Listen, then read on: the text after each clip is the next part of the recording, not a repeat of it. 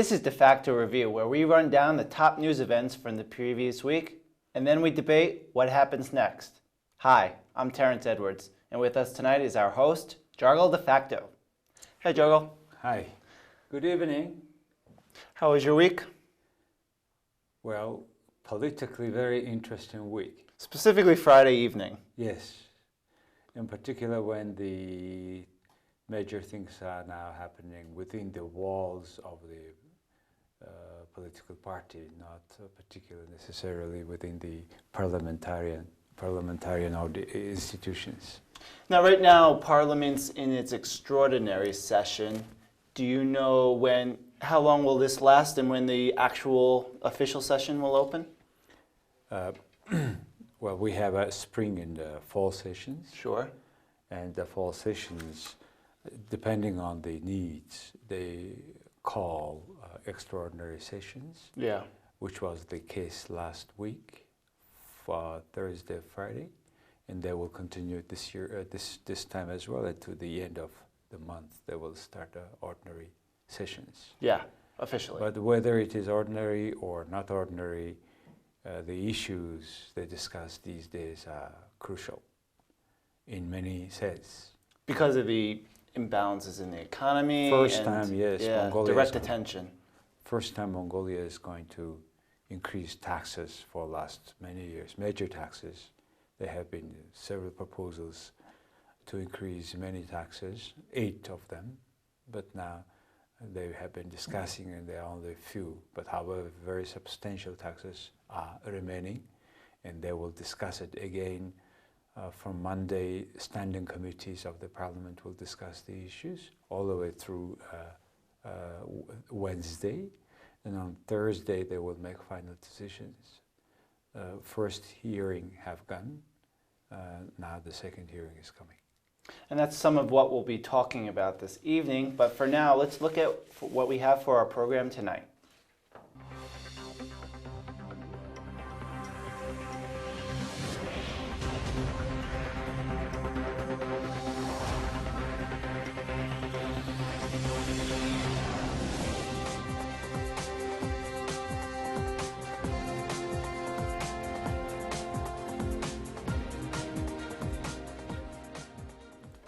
Parliament has passed a new amendment to the 2016 budget that raises some taxes while cutting some social welfare spending.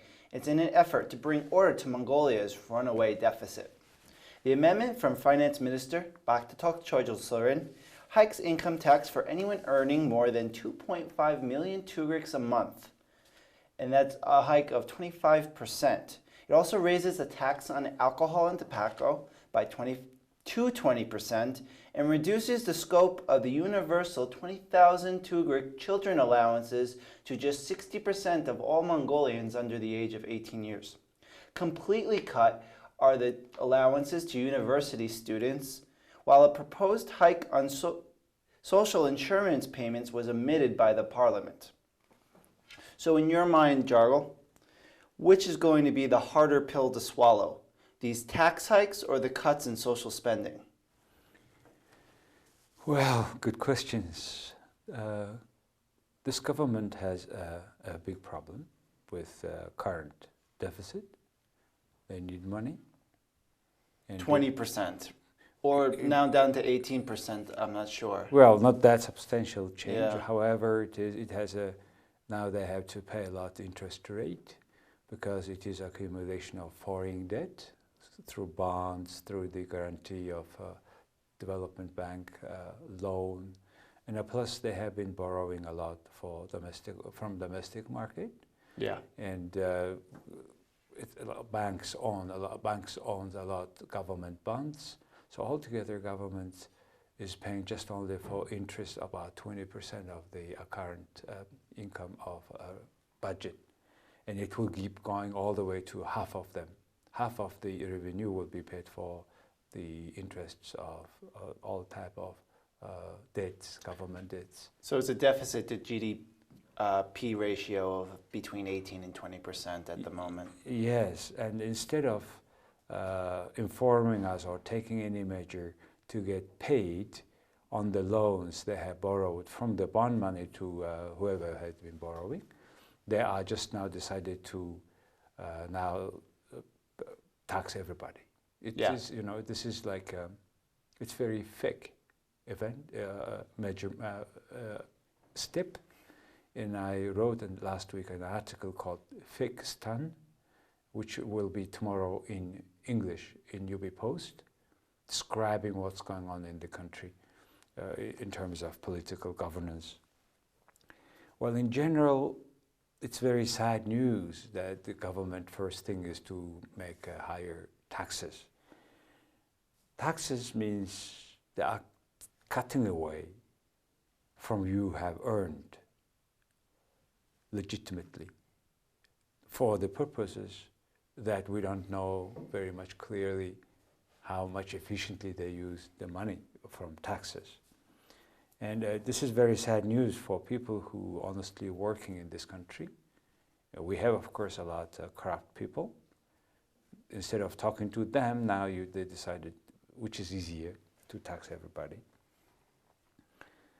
But any tax policy, any new tax hike has first sequences and then secondary sequences. And the first consequences is very short term. It looks like they are increasing tax revenue from the first hand, though it is decreasing the tax basis. But if you go to look at for longer run to see the long-term results, consequences of that tax, for example, there was a case when they had a windfall tax on gold, 66% on above certain prices. They have imposed that tax a few years ago. And it really halted the gold industry at the time. We used to have 20 tons of gold coming to the central bank for sale from the people, companies, but then it suddenly became only 2. So 18 tons of gold was smuggling. Yeah, illegal. Because as much as stopped, you also have to assume there was a lot of black market trading. They haven't seen that the secondary consequences. The same now is happening with this 30 million Tugriks over money will be taxed now, 25%. 30 million is about $1,000 a month income, which is very basic income for people who had studied in the Western countries, who paid for their MBA, master degrees, whatever, university degrees. If they don't earn $1,000 a month at least, it has no sense. Even there is no return on their education. Plus, it will be very hard for people who is working on mining projects for 2 weeks in a row, then have another 7 days a week, 7 days rest and come back.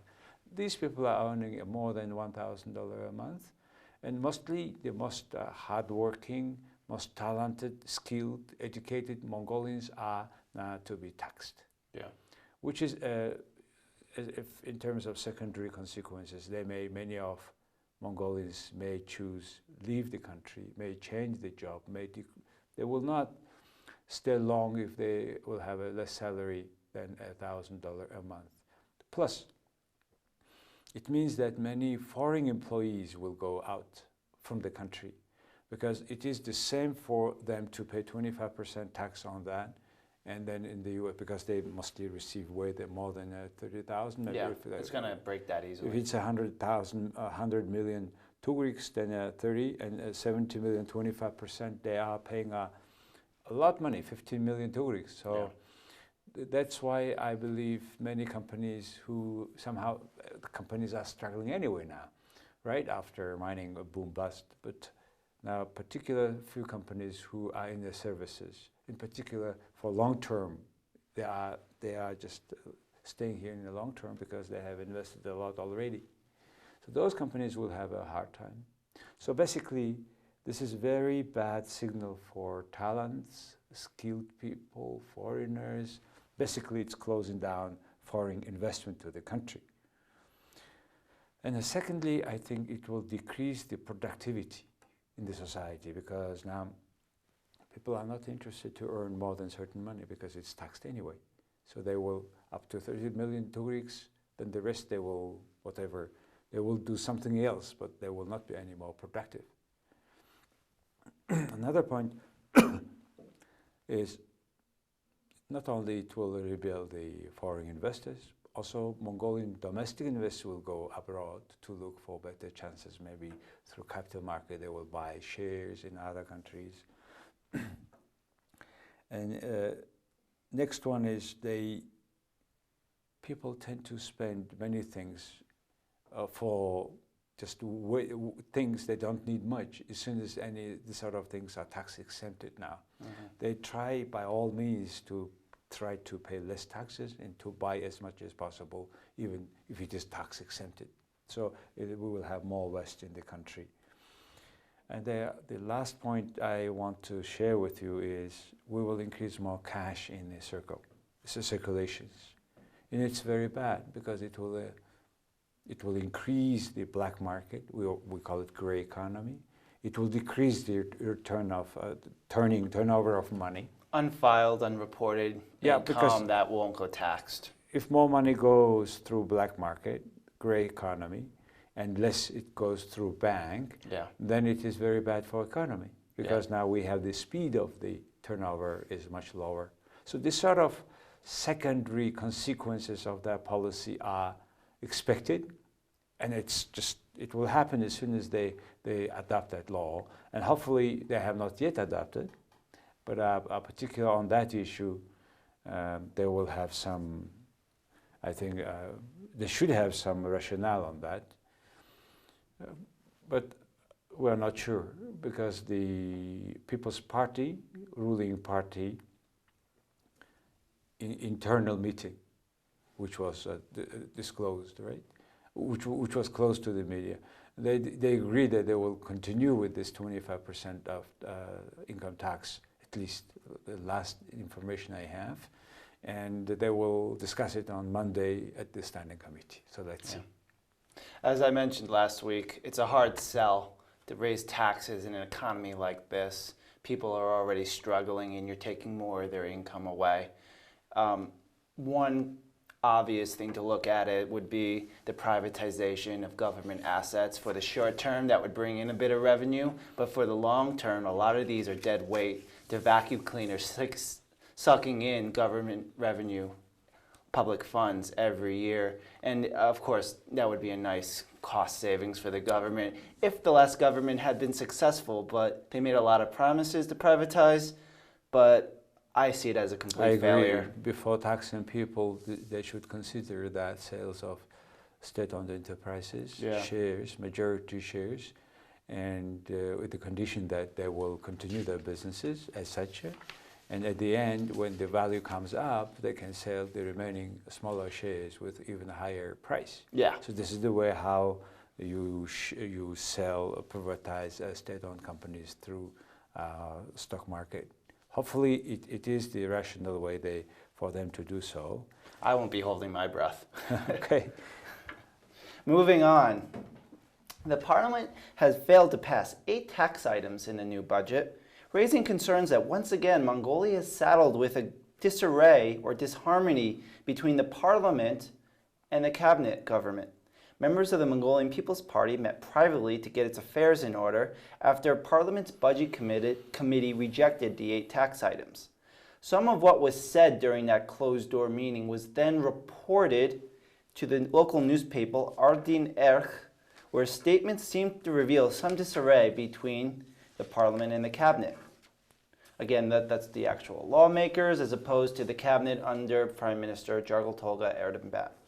The General Intelligence Agency is actually now investigating that leak that went to the newspaper. So I assume you looked at these reports. Can you reveal to us some of these statements made that show us that perhaps the legislature and the executive government are not on the same page? Well, Mr. Nemdorj, who is one of the most influential parliamentarian in People's Party, from the People's Party, he said that this discontent inside of the political party by nomination or nomination to cabinet had created already a lot of disarray among the party, and which is also reflected in relations between cabinet and parliament. Yeah. That's what he said. But I read it even beyond him, beyond what he said. I read it between lines, what he said. Basically, there are a lot, I would say, very educated, talented professionals inside of People's Party who are not happy with the nomination of the current political nominees as ministers, vice ministers.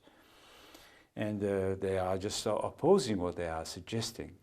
And it is logically happening because, as I told before in our program, I see again this People's Party, this internal fight is coming because of nominating people not based on talents, which we were expecting from them.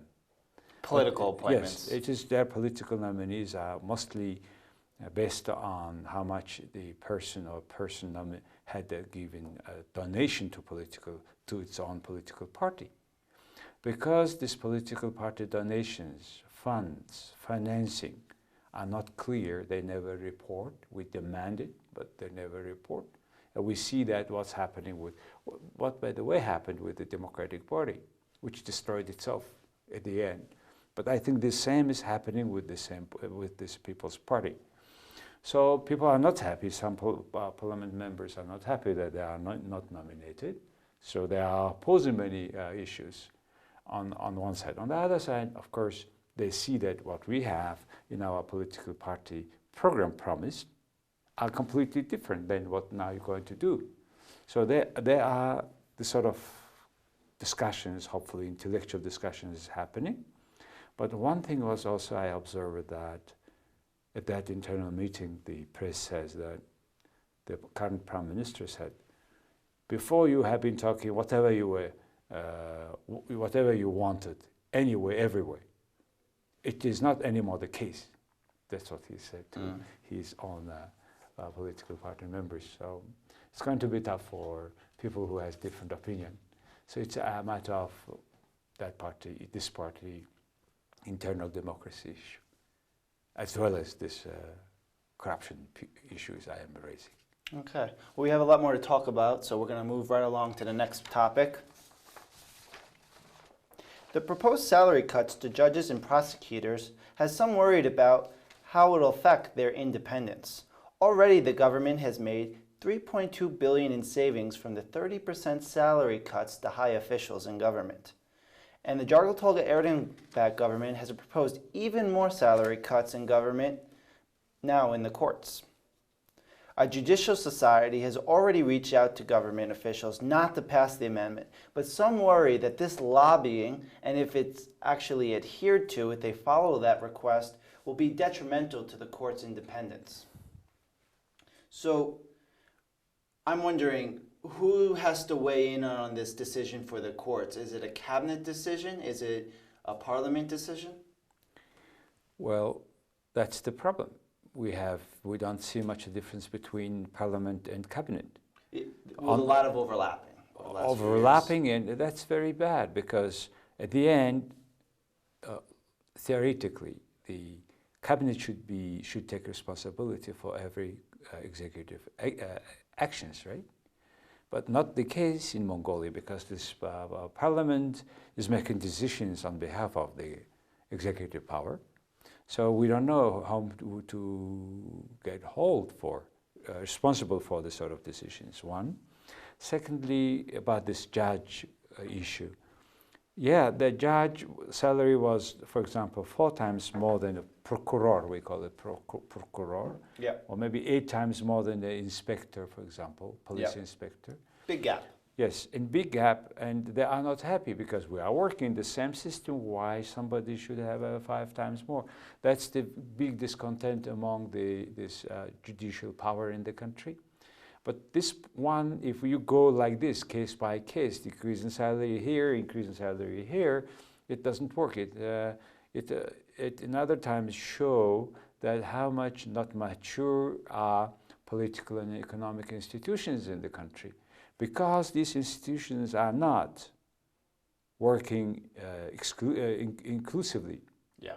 Because they are working for only a small group in extractive way, right? That's the direct result of not maturing political and economic institutions.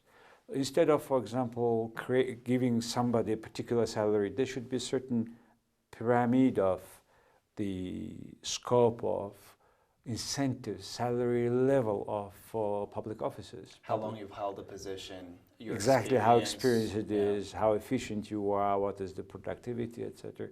That clear system is theoretically existing, but practically does not.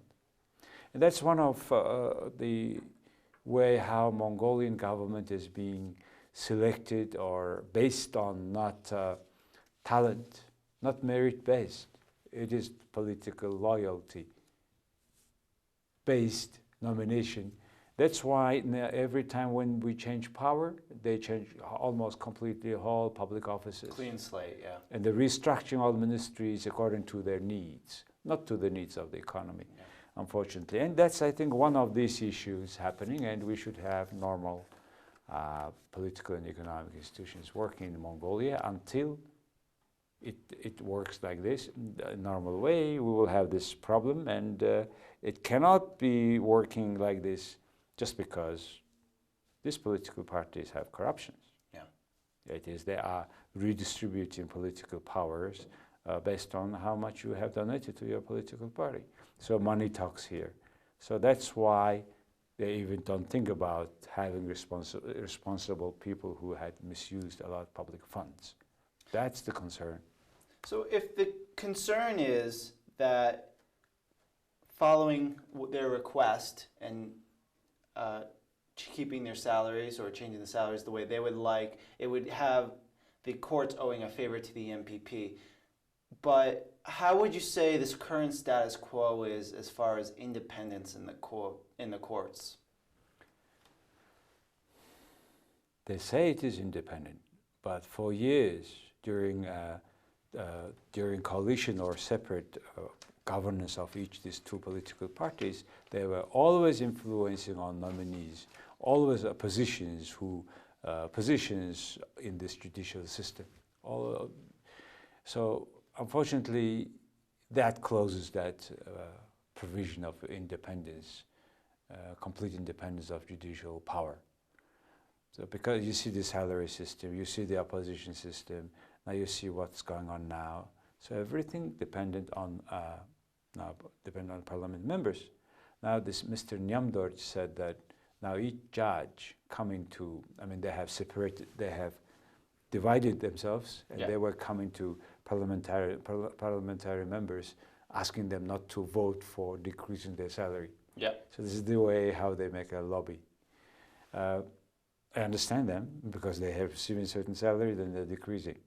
But however, it is again, we need institutional approach. For that, we need very clear leadership, which is not the case. We have again full of conflict of interests, power in the People's Party. Yeah, and it's strange for me to hear people raising this issue when there already has been complaints of a lack of independence since the president's appointing these judges to begin with. That's always been a common complaint that I've heard. Well, it is a lot of things. There are several things to make better here in this system, and I think it's a completely separate conversation about the system itself. But today, just the very fact that now they are decreasing completely their salary they used to have for the last 3 years, 3.5 million Turks per month. Actually 1.5 with the current rate, 1.5 or 1,600 US dollar, which is not that much high. All right, moving along, we have to our final topic of the evening.